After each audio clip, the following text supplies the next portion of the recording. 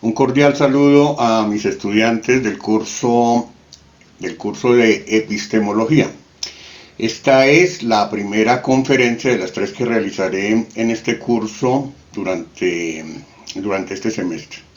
En el día de hoy voy a referirme en concreto a las 3 lecturas que ustedes deben realizar: el texto de Grajales y Negri y los 2 apartados del texto de Maleta. Una presentación inicial de los autores del libro. Amos Grajales es abogado, doctor en ciencias jurídicas y profesor en la Universidad de San Andrés en Argentina. Y por su parte, Nicolás Negri también es abogado, magíster en Derecho y Magistratura y doctor en Ciencias Jurídicas. De modo muy concreto, de acuerdo con estos autores, entendemos la base de la experiencia sensible. No podríamos tener conocimiento del mundo si no tenemos contacto directo con él, con el mundo.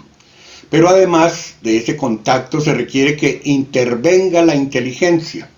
Es lo que permitiría comprender las cosas. Aristóteles es lo suficientemente importante como para que durante más de 1000 años su interpretación fuera aceptada y repetida por todo el mundo antiguo, todo el mundo medieval. Sin embargo, la epistemología como tal en realidad tendría su punto de partida precisamente al separarse de las interpretaciones aristotélicas en la época del Renacimiento. El conocimiento científico se empieza a concebir como análisis y síntesis de los fenómenos. Y por supuesto se inicia una etapa de experimentación que hasta ese momento no era lo común. Grajales y Negri nos mencionan a los pensadores más importantes de la modernidad que definitivamente hicieron aportes muy importantes a esta nueva forma de entender la ciencia y a esta metodología que se constituyó en crítica racional de los fenómenos de la experiencia. Grajales y Negri mencionan a Kepler, a Galileo Galilei, a Bacon, a Descartes, a Newton, a Leibniz y a Kant. Lo cierto es que por esa época se escriben algunos libros que son la antesala de lo que se va a conocer como epistemología. El Nuevo Organón de Bacon, el Discurso del Método de Descartes y el Tratado de la Reforma del Entendimiento de Spinoza. Sin embargo, no debemos considerar que estas obras fueran específicamente obras de epistemología, pero sí encontramos observaciones que se acercan a la idea de lo que será la epistemología moderna. Y ya entrando propiamente al corazón de la época moderna, en el siglo XVIII, y seguramente muy influenciados por Descartes, los filósofos empezaron a buscar la certeza. Bueno, no sé si recuerdan que una pregunta que se hizo en la primera fase de este curso era: ¿cómo puedo saber que lo que pienso es cierto? No recuerdo exactamente cómo era la pregunta, pero creo que el sentido era ese. ¿Cómo puedo saber que lo que pienso es cierto? Es en ese sentido que en el siglo XVIII se trata de encontrar un piso seguro para el conocimiento. Algo que me garantice que eso que creo saber es cierto o que me permita reconocer que estaba equivocado. Precisamente en el siglo XVIII aparece un filósofo de nombre Immanuel Kant, que desarrolla todo un estudio en torno a la teoría del conocimiento para intentar averiguar si era válido entender los discursos de la metafísica como ciencia. Fundamentalmente se pregunta 3 cosas. ¿Qué puedo saber referido a la metafísica? ¿Qué debo hacer? ¿Qué referido a la ética? ¿Qué me está permitido esperar referido a la religión? Esas preguntas se las hace con la idea de conocer cuáles son los límites del entendimiento, por lo menos en esos 3 campos: el de la metafísica, el de la ética y el de la religión. Finalmente, hoy entendemos que la metafísica no puede dedicarse sino al estudio de aspectos de la realidad que no tienen posibilidad de investigación empírica. De hecho, Kant nos termina diciendo que las afirmaciones metafísicas son juicios sintéticos a priori y que por lo mismo no son el tipo de cosas que investiga la ciencia porque no corresponden al ámbito de los sentidos y al ámbito de la experiencia. Muy bien, ya entrados entonces en la mitad del siglo XIX, hay varios autores que abordan el tema, digamos que en calidad de precursores de la epistemología. Por lo pronto menciono el curso sobre la filosofía del espíritu humano de Stewart y el curso de filosofía positiva de Comte. En realidad hay muchos autores que generan aportes por esa época para el surgimiento de la epistemología. No nos vamos a detener en ellos, ustedes los pueden ver ahí en las lecturas de Grajales. Vamos a saltar entonces al siglo XX, una época en la que la epistemología científica termina siendo agrupada en tres grandes escuelas: el neopositivismo lógico, el racionalismo crítico y el post-popperiano.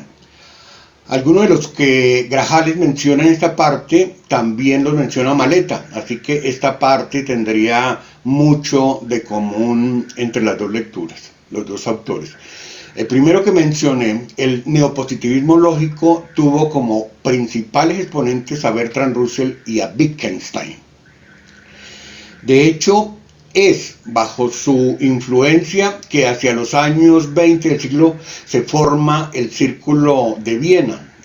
Y este será un grupo de pensadores que termina transformando el positivismo heredado de Comte, con lo cual se da lugar al surgimiento de la primera escuela epistemológica científica en el siglo XX.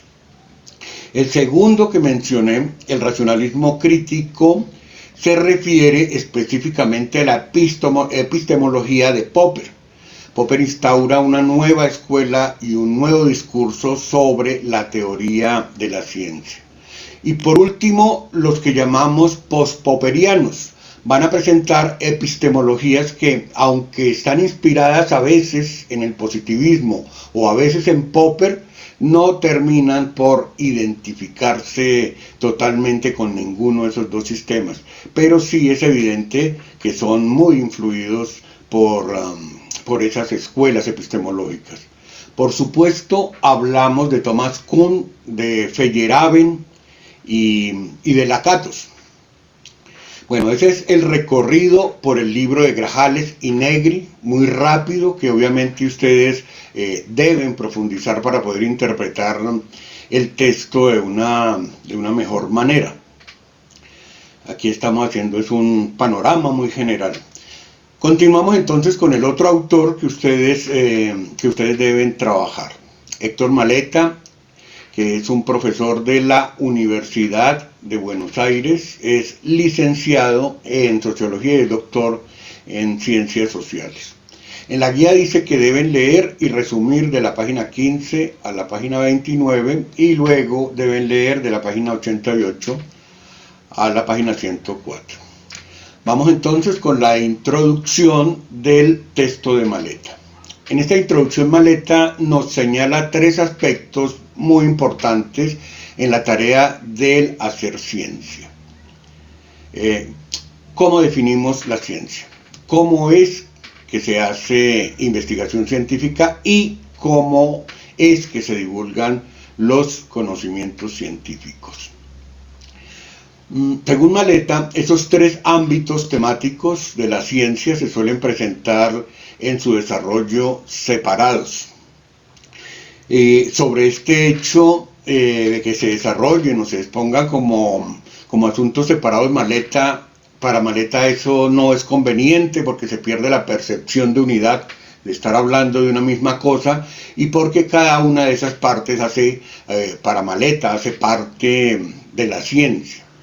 La razón de esta idea de necesidad de unidad de las tres partes, dice Maleta, es que desde la epistemología se entiende que la ciencia no es algo acabado.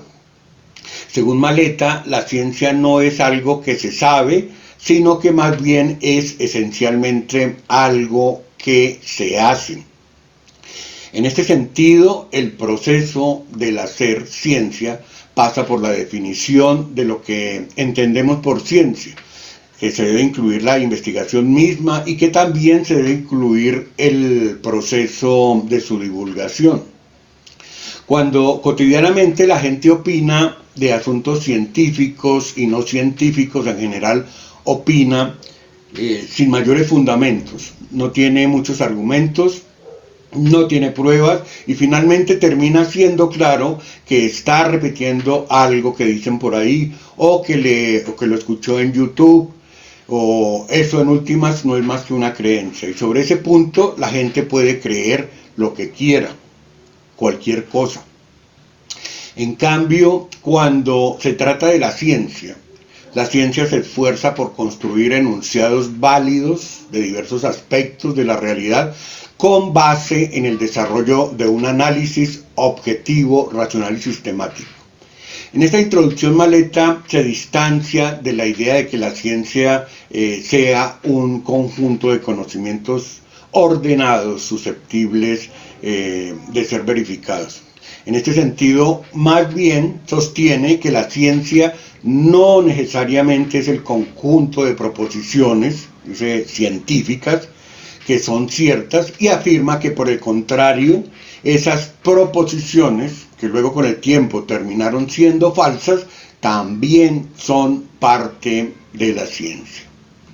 Sin embargo, en la medida en que esas proposiciones equivocadas surgieron de la aplicación de un método científico, serían ellas mismas parte de la ciencia. Dice Maleta entonces que la ciencia no es un conjunto de conocimientos, sino que más bien es la actividad misma del aplicar el método científico. En concreto, para Maleta, la ciencia no es tanto un saber, sino que más bien la ciencia es un hacer. Y en este mismo sentido, la epistemología contemporánea predominantemente definirá a la ciencia no por su contenido, sino por su método. En concreto, para Maleta, el método científico sería un sistema de normas que regulan la combinación formal de razonamientos lógicos con la obtención y examen de la evidencia empírica. Pasamos ahora a la última lectura, que también es parte del libro de epistemología de Maleta. En esta parte entonces abordamos lo que expone Maleta, teniendo como punto de partida la filosofía de la ciencia. ¿Qué es eso de la filosofía de la ciencia? Bueno, la filosofía de la ciencia es esa parte de la filosofía que se dedica a investigar sobre el conocimiento científico y que por extensión también investiga sobre la práctica de lo científico. Digamos que fundamentalmente la filosofía de la ciencia se pregunta por el cómo se desarrollan las teorías científicas, cómo se evalúan y cómo es que cambian las teorías científicas. Y por supuesto, la filosofía de la ciencia se pregunta por el modo como la ciencia se aproxima a lo desconocido y la manera como la ciencia construye sus verdades sobre lo que no es evidente a simple vista en los procesos de la naturaleza. En todo caso, ese nombre de filosofía de la ciencia es un nombre que surge después de pasar por diversos niveles de construcción conceptual. Hay un origen común del que ya hablé al principio cuando abordamos el texto de Grajales y Negri, un origen íntimamente relacionado con la palabra episteme en la antigua Grecia, una palabra que está conceptualmente relacionada con otros conceptos, la teoría del conocimiento, la epistemología y la gnoseología. Para el caso de esta parte de la que estamos hablando, me refiero concretamente a la filosofía de la ciencia, la relación entre la epistemia original y lo que muy posteriormente se va a denominar filosofía de la ciencia. Filosofía de la ciencia es una denominación que se produce con el surgimiento del Círculo de Viena a principios del siglo XX. ¿Y qué es el Círculo de Viena? Viena es la capital de Austria, así que este término se refiere a un movimiento que tuvo su sede en esa ciudad. Y fue un movimiento que estuvo conformado por lógicos del lenguaje y por filósofos que durante mucho tiempo estuvieron dedicados a construir conceptos en torno a las ciencias naturales y las ciencias sociales, y también en torno a la lógica y a las matemáticas. De hecho, su paradigma principal fue oponerse a todo tipo de explicaciones de las cosas por la metafísica y a la búsqueda de explicaciones racionales con base en la lógica matemática aplicada al lenguaje. Por esa misma época en la que surge el Círculo de Viena, el discurso de la ciencia estaba viviendo una gran transformación. Es la época en que surge la teoría de la relatividad y también los postulados de la mecánica cuántica. Y precisamente Maleta nos va a señalar algunos postulados de estos filósofos de la ciencia. Habla de Popper, de Kuhn, de Lakatos, de Bunge y de Feyerabend. Vamos a abordar en esta parte de esta conferencia a Lakatos, porque son las ideas de Lakatos las que aparecen en la lectura que ustedes deben realizar en la fase 2. No desgloso todas las ideas que están expuestas en ese apartado de Maleta, pero sí creo que es importante explicar algunas ideas que les facilite la comprensión de las lecturas expuestas. Lakatos fue un filósofo, economista y matemático húngaro, pero de origen judío. En un principio, Lakatos se hizo discípulo de la escuela de Popper y de la idea de Popper sobre el falsacionismo. Para entender lo que nos va a decir Lakatos, es necesario entender la propuesta de Popper sobre falsacionismo. Bien. Para Popper, contrastar una teoría significaba que debía intentarse refutarla mediante un contraejemplo. En el caso en que no fuera posible refutar esa teoría, entonces esta teoría quedaría corroborada y en principio esta teoría podía ser aceptada, pero provisionalmente, porque para Popper eso no significaba que esa teoría hubiera sido verificada. Es decir, para Popper ninguna teoría sería absolutamente verdadera, sino que a lo sumo sería una teoría no refutada. Esta propuesta de análisis de Popper, el falsacionismo, de hecho, es muy importante porque en lo concreto el falsacionismo hoy por hoy constituye uno de los pilares del método científico. Lakatos, sin embargo, propone un desarrollo posterior a esta idea de falsacionismo popperiano. Se trata de lo que Lakatos denomina el falsacionismo sofisticado, que en realidad es una reformulación del falsacionismo popperiano para poder resolver, por una parte, el problema de la base empírica, es decir, esa anomalía que surgiría de la contraevidencia empírica, y por otra parte, el problema del escape a la falsación, lo que finalmente no ofrecía ninguna solución en las dos clases anteriores de falsacionismo de Popper, que Lakatos llegó a llamar falsacionismo dogmático y falsacionismo ingenuo. Lakatos entonces va a recoger algunos aspectos de la teoría de Thomas Kuhn. Recupera de Kuhn, por ejemplo, la idea sobre la importancia de la historia de la ciencia para la filosofía de la ciencia. Igualmente Lakatos va a señalarle a Popper una omisión que Popper presentaría en el método de la falsación popperiana, y esa omisión que su maestro hace es la de la historia de la ciencia. Porque precisamente es allí, en la historia de la ciencia, donde se evidencia que los científicos no utilizan la falsación como criterio para descartar teorías enteras, como era lo que decía Popper, sino que por el contrario utilizan ese método para hacer que las teorías se desarrollen y que las teorías se perfeccionen.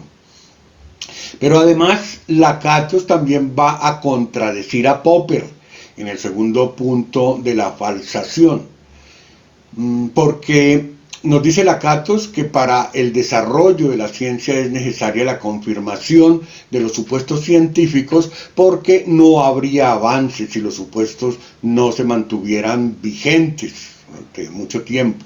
Para Lakatos, entonces, la falsación va a consistir en un doble enfrentamiento entre dos teorías rivales, pero contrastadas con la experiencia.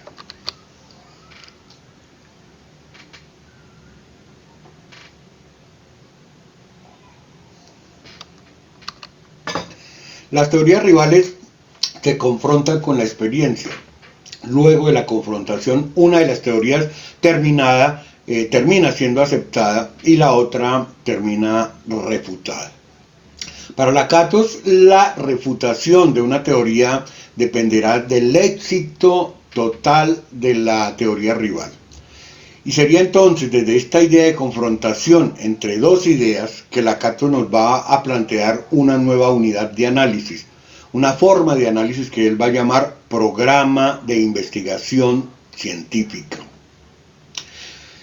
El falsacionismo sofisticado propuesto por Lakatos consiste en una sucesión de teorías que estarían relacionadas entre ellas mismas, de manera que unas se generarían partiendo de las otras. Programa de investigación científica. Es importante que tengan en cuenta ese nombre que acabo de decirles, porque eso es finalmente lo que funda Lakatos, Programa de Investigación Científica, y de aquí para adelante le voy a llamar a eso PIC. No lo olviden, Programa de Investigación Científica, PIC. Estas teorías que están dentro de un programa de investigación científico, PIC, compartirían un núcleo firme o un núcleo duro. El núcleo firme, a su vez, estaría protegido por un cinturón protector, el cual en principio consistiría en un conjunto de hipótesis auxiliares que en cierta forma protegen al núcleo firme. Esas hipótesis auxiliares bien podrían ser modificadas o eliminadas o reemplazadas por otras nuevas, con el objetivo de impedir que se pueda falsear el núcleo firme.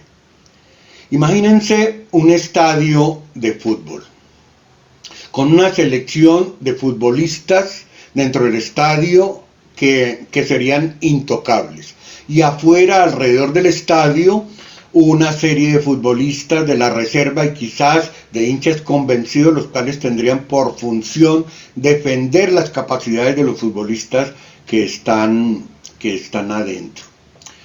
Los que están afuera pueden ser eliminados, pueden ser cambiados, transformados, con el fin de que mejoren sus argumentos para defender a los futbolistas que están dentro del estadio. Sin embargo, si ese cinturón protector no tiene suficientes fundamentos, los críticos podrían llegar al núcleo firme, al centro de la cancha de fútbol, y cuestionar e incluso acabar con los supuestos méritos de los futbolistas que ocupan el centro.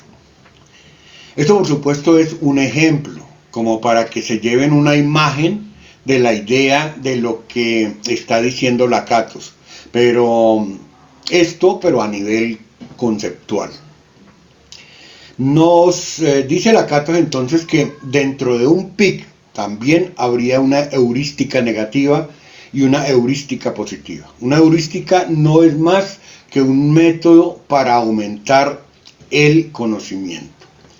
La heurística positiva serviría de guía para indicar cómo debe continuar el programa, mientras que la heurística negativa tendría como función prohibir la refutación del núcleo firme.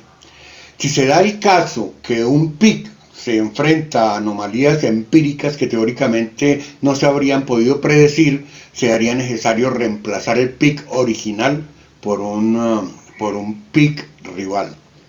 Sin embargo, en el caso de que no haya un PIC rival que conserve los elementos no refutados del PIC anterior, pero a la vez se evidencie que el PIC original tiene soluciones para las nuevas anomalías, el PIC se quedaría en etapa regresiva hasta que logre recuperarse.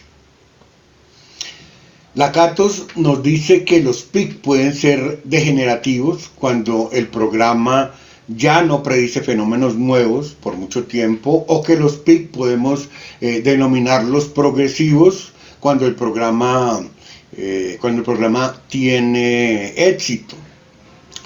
A diferencia de Popper, Lakatos defiende que los programas de investigación nacen de hecho refutados, si tenemos en cuenta el criterio falsacionista, es decir, los PIC nacen con anomalías. Pero mientras que un falsacionista ingenuo rechazaría una teoría ya refutada, Lakatos diferencia la refutación del rechazo, de manera que un programa de investigación con anomalías no tendría por qué ser abandonado. De hecho, al separar refutación y rechazo, Lakatos lo que defiende es que la ciencia en realidad es como un campo de batalla donde numerosos programas de investigación se enfrentan tratando de explicar más y mejor que sus contrincantes, más y mejor respecto a un mismo hecho. Es decir, un programa no sería refutado por sus anomalías, como defendía el falsacionismo ingenuo, sino que más bien ese programa resultaría sustituido por otro programa que explique más hechos y con mayor poder heurístico. Por supuesto, esta síntesis que yo desarrollo aquí es solo un contexto general, un contexto que pienso les permitirá tener mejores herramientas para la comprensión de la lectura de maleta que ustedes deben realizar en la fase 2. Eso sería todo por ahora. Espero que esta conferencia sea de utilidad para una mejor comprensión de sus lecturas. Y ahora, si tienen preguntas, observaciones o alguna opinión sobre lo que acabo de explicarles, les escucho.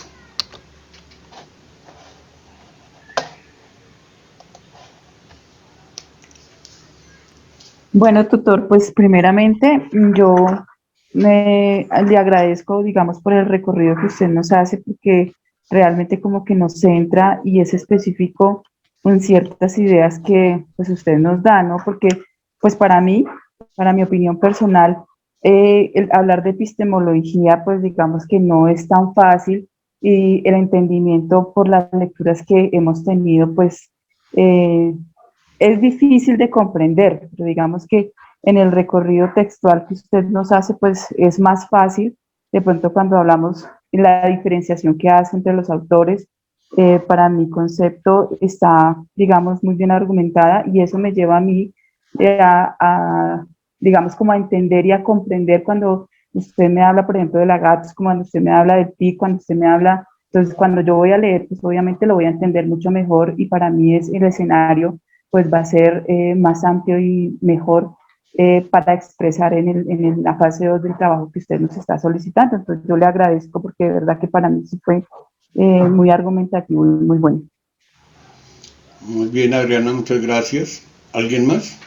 Aleida, José Rojas, Lina Gaona, Luz Mari Redondo y Wilmer. Bueno, la verdad, tutor, es que yo también le agradezco, porque el tema de epistemología para mí es completamente desconocido, y debo confesar que en la primera actividad no me fue tan fácil, no entendí mucho de lo que se me estaba pidiendo. Sin embargo, este recorrido general que está haciendo, hablando de los autores, pues la verdad me amplía un poquito el espectro y creo que pues esta actividad la empiezo con una mejor base. Muy bien, Aleida.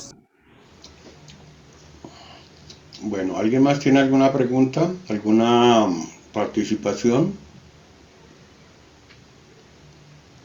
¿Algo que decir? Mire, esto tiene un grado de dificultad. Nosotros estamos ahora, desde el año pasado, desde marzo del año pasado, en una situación que tiene todo que ver con este asunto de la epistemología. Ustedes podrían preguntarse, por ejemplo, ¿por qué la vacuna aparece en Rusia, en Estados Unidos? ¿Por qué la investiga Inglaterra? Investigan sobre eso Francia, países que están, de hecho son los países desarrollados los que están en el avance de este trabajo de la vacuna. ¿Y por qué países como los nuestros, países latinoamericanos, países africanos, no tienen nada que aportar respecto a ese tema? Y tiene que ver con esto que estamos planteando acá. Tiene que ver con la educación y con la epistemología. Miren, para que finalmente un laboratorio determinado llegue a obtener una vacuna, ha necesitado pasar por eso que dice Popper. Ha necesitado fracasar. Digamos, el grado en que al principio comienza a servir la vacuna es un 5%. Un 5% no sirve para nada. Un 10% no sirve para nada. Un 15%, o sea, necesitan un porcentaje altísimo, ¿sí? Para decir, esta vacuna ya funciona.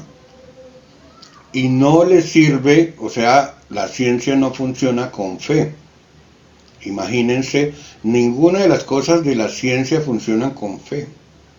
La tecnología, por ejemplo, el celular. ¿Comprenden ustedes cómo funciona el celular? ¿Comprenden ustedes cómo está funcionando esto? Ustedes están viendo mi imagen allá, cada uno en su casa, cada uno de nosotros estamos en un lugar distinto. Sin embargo, yo hablo, ustedes me ven y efectivamente si me ven en la calle dirán, ah, ese es el profe de epistemología de la UNAD. ¿Cómo es que es posible que mi imagen llegue a cada uno de sus hogares? ¿De qué manera funciona? ¿Cómo es posible que no llegue una imagen completamente distinta como para que no me reconozcan o para que no reconozcan mi voz? Cuando a nosotros nos hablan por teléfono, nosotros identificamos la voz y resulta que esa voz es decodificada desde el celular que está emitiendo esa voz, ¿cierto? Y está pasando a un satélite y ha sido convertida en números y códigos y luego nuevamente ha llegado al otro celular y ha sido convertida en un sonido. Pero no en un sonido cualquiera porque somos capaces de identificar la voz de quien nos está llamando. Bueno, eso no se obtiene a punta de fe, de decir yo creo que esto va a funcionar, sino a punta de experimentar y fracasar. Es por eso que Maleta nos está diciendo ahí al principio que aquellas cosas que se van haciendo, aun cuando hayan funcionado mal, hacen parte de la ciencia. O sea, un científico, por ejemplo, en la búsqueda de la vacuna, realiza 40.000 experiencias, 400.000, 4 millones de experiencias. De esas 4 millones de experiencias, rescata finalmente 400 experiencias. Y no se puede ahorrar ni una sola de las que fueron fracasos, porque todas ellas le sirvieron para decir, esta no sirve, de manera que lo conduce hacia lo que sí es, ¿sí? Y realmente esa clase de reflexión la que permite que el científico evolucione.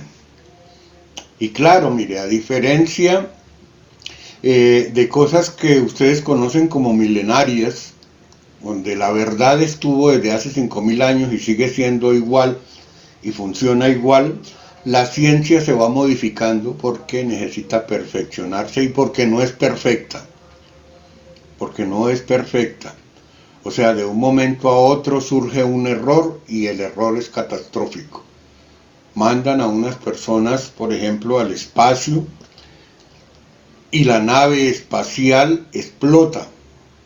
De hecho, lo que les estoy diciendo fue cierto. Y explota con unas personas adentro. Alguien cometió un error de matemática, un error en esto o aquello, y resulta que en la ciencia tiene que ser buscada la exactitud, ¿cierto? ¿Quiénes son los que realmente están interesados en la epistemología?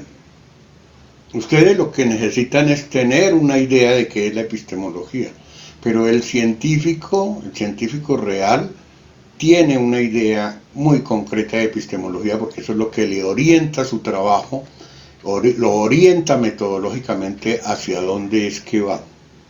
¿Sí? Esa es la tarea. Miren, por ejemplo, esto que estamos haciendo, que es de carácter puramente formativo, vamos a ver si podemos encontrar acá. Yo les voy a pedir que hagan este ejercicio posteriormente. Hablamos de las PIC. ¿Qué significan las PIC? Significan programas de investigación científica. Muy bien, entonces ustedes van a escribir en Google esa palabra, programas de investigación científica. LACATOS. Yo estoy haciendo esa tarea ahora, estoy escribiendo programa de investigación científica LACATOS. Ustedes pueden ver la pantalla, mi pantalla en este momento. Sí, profe. Sí, tutor. Yo escribo aquí programas de investigación científica LACATOS y aquí aparece eso que yo burdamente les traté de explicar con lo del estadio, pero en realidad, si ustedes lo quieren conocer de una manera más apropiada, más científica y menos anecdótica que lo que yo les cuento, ustedes pueden escribir ahí en imágenes esa palabra y encuentran unas imágenes que son muy ilustrativas de lo que está diciendo LACATOS. A veces, no sé si han escuchado esa frase, una imagen dice más que 1000 palabras. ¿Sí?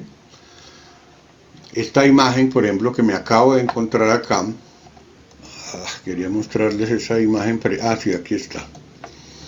Porque es esta imagen de la que les he estado hablando y seguramente acá podemos encontrar qué es lo que está diciendo LACATOS. Mira, aquí en el centro aparece el núcleo central, principios y axiomas inmodificables. ¿Sí? Vamos a suponer que son sus principios, aquello, imaginen ustedes lo sagrado, aquello por lo cuales ustedes así les den $1 millón o 10 millones de dólares o 100 millones de dólares, no van a pasar por encima de sus principios morales y éticos. O sea, eso es inmodificable. ¿Sí? Les doy un ejemplo.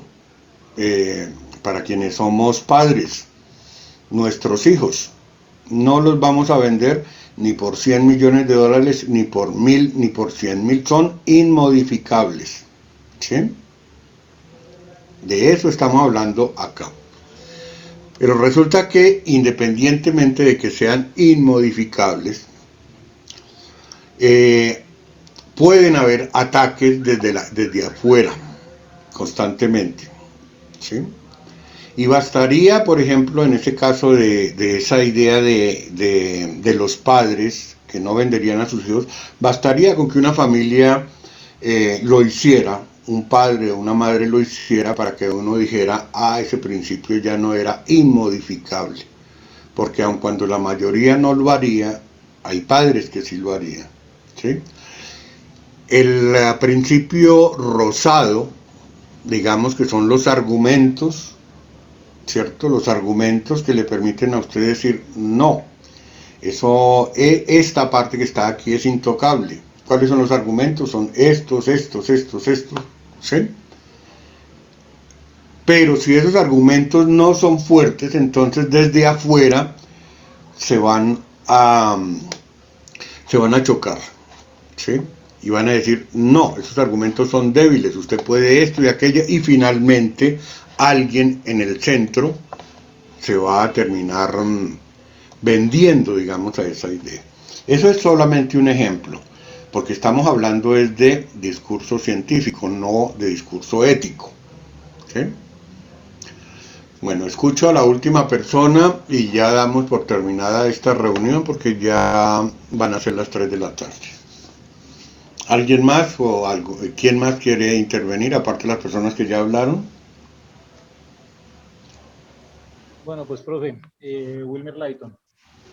Y pues la materia, pues realmente lo que decían mis compañeras, sí es algo un poco pues complejo de entender, es un poco complejo de manejar. Con este abrebocas que usted nos da para este nuevo trabajo, pues se puede evidenciar que realmente la materia nos ayuda con todo el tema de la profundización científica, que los conceptos de las ciencias ayudan para plantear soluciones proyectadas a una mejora. Y esto se consigue pues con todo el tema del método científico, de la proyección, y todo esto lo hablan todos estos autores que usted nos acaba de nombrar. Entonces pues ahí es donde empieza de pronto la materia a volverse un poco interesante para todos nosotros. Muchas gracias entonces por los conceptos que nos acaba de profundizar.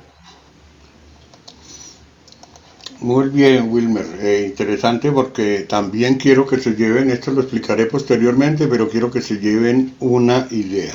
¿Cuál es la diferencia entre un técnico, un tecnólogo y un profesional? Ustedes están trabajando a la búsqueda de un título profesional. ¿Cuál es la diferencia que ustedes pueden aportar con respecto a un técnico, a un tecnólogo, con respecto a ustedes que serán profesionales, a un campesino, a un técnico agrario y a un agrónomo, por ejemplo? En el ámbito de la contaduría, a un contabilista, auxiliar de contabilidad, no sé cuál será el nivel siguiente, a un contador. En el ámbito de la enfermería es igual, o sea, todo tiene niveles. Y el nivel del profesional tiene que demarcarse en algo que tiene que ver con la epistemología. O de lo contrario, ustedes puede que tengan un título, pero en realidad terminan siendo técnicos. Si lo suyo es apretar tuercas y tornillos, eso lo hacen los técnicos. El profesional tiene que tener algo más que eso. Bueno, no siendo más, por hoy me despido, les agradezco su asistencia y dejamos esta conferencia por hoy hasta acá. Muchísimas gracias. Gracias, tutor. Gracias, profesor. Muchas gracias. Gracias y que tengan feliz tarde. Igualmente Gracias. para todos.